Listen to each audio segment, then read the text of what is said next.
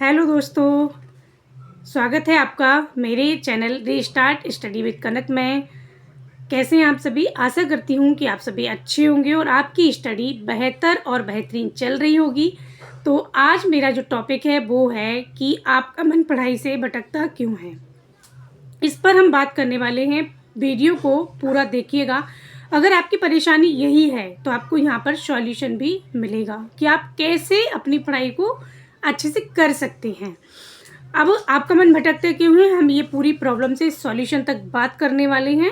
आप वीडियो को एंड तक ज़रूर देखिएगा। वीडियो को बिल्कुल भी स्किप मत करिएगा, क्योंकि मैं आज जो आपको बताने वाली हूँ वो आपको बहुत ही ज़्यादा काम आने वाला है।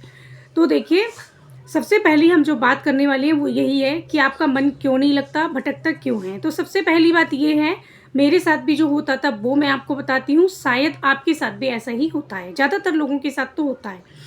पहला जो मतलब कारण है वो ये है कि आपका मन जब आप पढ़ने बैठते हैं तभी आपको सारी चीज़ें याद आती हैं, तभी आपको किसी का कहा हुआ याद आता है, कोई काम याद आ जाता है, तभी आपको लगता है कि बस मोबाइल चलाना है, आप और कुछ नहीं करना है। लगता है ना, यही मुझे भी लगता था। पर मैंने इस पर काबू कैसे किया, अब मैं आपको सॉल्यूशन भी बताती हूँ। तो सबसे पहले जब आप पढ़ने बैठते हैं तो आपको अपने आप से कहिए कि मैं सिर्फ आज 20 मिनट पढ़ूंगी या पढ़ूंगा। ठीक है, 20 मिनट का ही आप गोल सेट कीजिए। फिर उसके बाद आप जब 20 मिनट पढ़ने के लिए बैठते हैं तब आपको मोबाइल, अपनी टेंशन, अपने काम, अपनी कही हुई बातें सबको एक साइड रख देना है। आपको उनके बारे में नहीं सोचना है। उस 20 मिनट के लिए तो आपको बिल्कुल नहीं सोचना है। आपको क्या करना है कि आप अपने आप से प्रॉमिस कर लिए कि अब मैं 20 मिनट पढ़ने के लिए बैठ रही हूँ, मुझे कुछ नहीं चाहिए, मैं सिर्फ 20 मिनट ही पढ़ूंगी। भले आप उठ जाना 20 मिनट में, कोई दिक्कत नहीं है। फिर आपको क्या करना है कि आप 20 मिनट पढ़ने के लिए तो बैठ गए। एक तो आपको मोबाइल दूर रखना है, सारी चिंताएं दूर रखनी है। दूसरा सबसे बड़ा काम आपको ये करना है कि आपको एक ही टॉपिक लेके बैठना है। लोग करते क्या है, जो सबसे बड़ी गलती 99% लोग जो मतलब पढ़ाई में मन अपना भटकता है, उनका नहीं लगता है, तो वो करते ये हैं कि ये टॉपिक पढ़ लिया 10 मिनट, फिर 10 मिनट ये वाला टॉपिक पढ़ लिया, 10 मिनट ये वाला टॉपिक पढ़ लिया।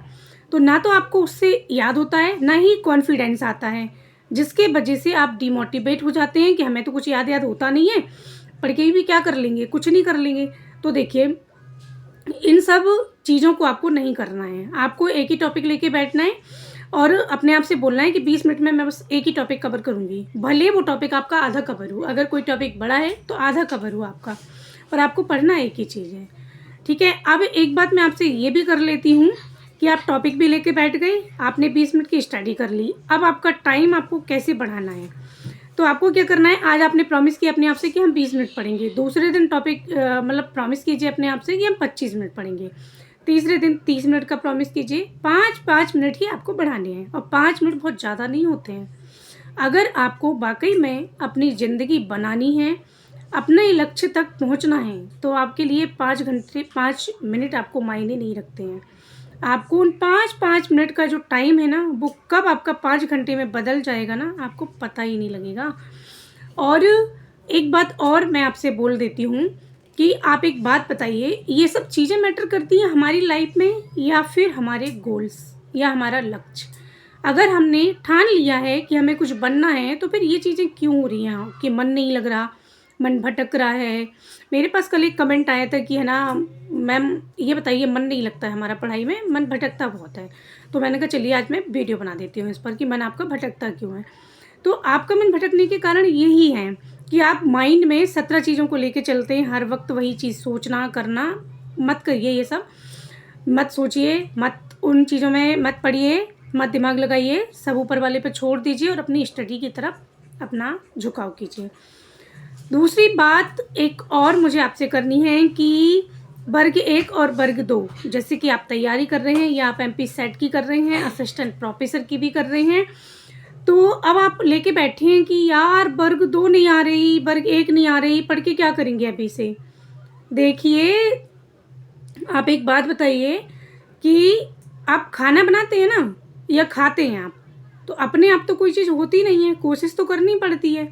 अब आप क्या करेंगे कि जब वैकेंसी आएगी हम फॉर्म फिलिंग करेंगे, 2 महीने पढ़ेंगे और पेपर निकाल ले जाएंगे। भाई इतना पॉसिबल नहीं है, इतना पॉसिबल होता तो वर्ग 2 में या वर्ग 3 में ही हमारा सिलेक्शन हो जाता।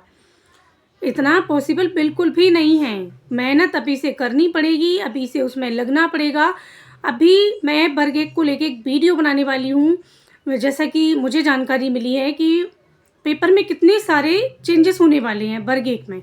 आप देखिएगा, जो मैं आपको बताऊँगी वो आपको आगे जाके चेंजेस देखने को मिलेंगे।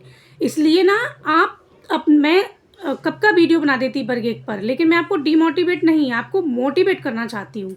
ठीक है ना? मैं इसीलिए बार-बार आपसे बोलती हूँ कि आप पढ़िए, पढ़िए, पढ़िए। हालाँकि मैं खुद स्टूडेंट हूँ, लेकिन मैं फिर भी आपसे बोलती हूँ क्योंकि जो मैं मतलब फ़ील करती हूँ, जैसे मुझे लगता है कि मैं कुछ नंबर से जैसे वर्ग 2 से रह गई या आप भी कुछ नंबर से रह गई, तो मैं आपकी फ़ीलिंग को समझती हूँ और आपकी फ़ीलिंग को समझकर मैं जो एब्ज़ॉर्ब करती हूँ, वही मैं आपसे शेयर करती हूँ कि मुझे पता है कि जो मुझ पर बीती है, वो आप पर भी बीती है। जब हम कुछ कदम मान लीजिए आपके आगे थाली परस के किसी ने रख दी, खाना रख दिया और दूसरा आया आपकी थाली छीन के ले जाए तो आपको कैसा लगेगा? आप भूखे रहेंगे ना, खाना तो नहीं खा पाया ना आपने। वैसा ही हाल हुआ है हमारे साथ वर्ग 2 में, ठीक है ना?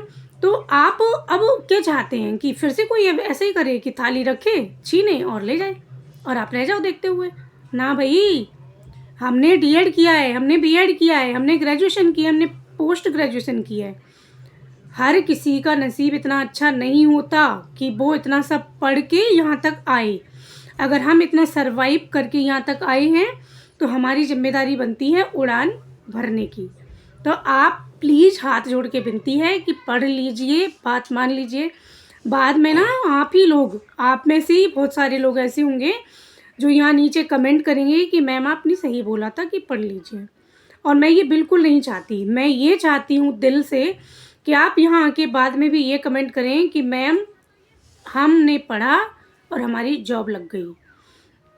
आप विश्वास नहीं मानेंगे कि इतनी मेहनत करने के बाद भी अगर हमारी जॉब नहीं लग रही है तो उसका रीज़न क्या है, पता है आपको? आपने पढ़ाई की और आपको पता है कि आपने बहुत अच्छे से मेहनत की थी वर्ग 2 में, लेकिन आपका नहीं हुआ सिलेक्शन। उसका रीज़न आप खुद ढूँढेंगे ना, तो आपको पता चलेगा कि कमी हम में ही थी, क्योंकि फ़ोकस हमारा ही नहीं था। हम पढ़ तो रहे थे, लेकिन फुल फ़ोकस के साथ नहीं, फुल मतलब स्ट्रैटेजी के साथ नहीं, इसलिए हमारा सिलेक्शन नहीं हुआ।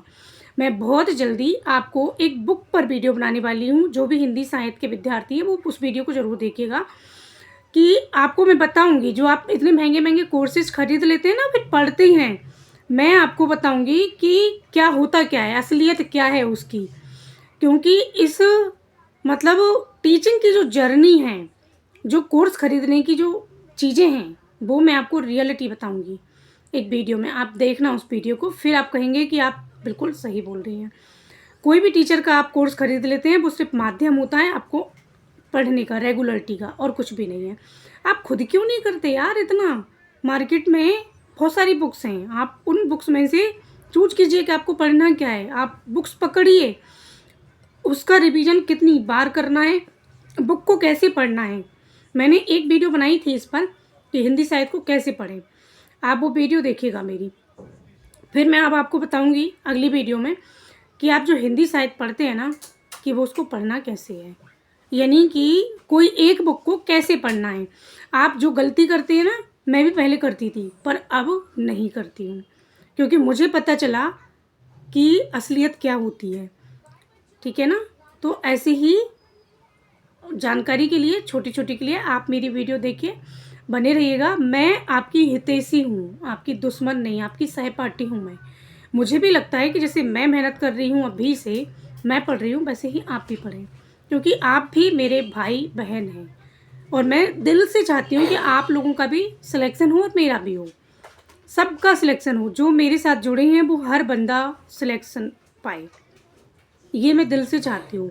अब यहाँ पर जो लोग भी मुझसे जुड़े हुए हैं, कुछ मेरी फ्रेंड्स भी हैं, कुछ और लोग भी हैं जो मुझे अच्छे से जानते हैं, तो मैं ये चीज़ उनको क्लियरली बोलती भी हूँ कि मैं दिल से चाहती हूँ कि भाई आपका भी हो, मेरा भी सिलेक्शन हो। मेरा उद्देश्य बस इतना ही है। आज की वीडियो के लिए इतना ही। अगर मेरी बातें आपको अच्छी लगीं, आपको मेरी वीडियो पसंद आई, तो लाइक, शेयर, सब्सक्राइब कीजिए और आप मेरी वीडियो को रेगुलरिटी मतलब बनाए रखिए और आप देखिए मेरी वीडियो को, समझिए कि मैं क्या कहना चाहती हूँ आपसे।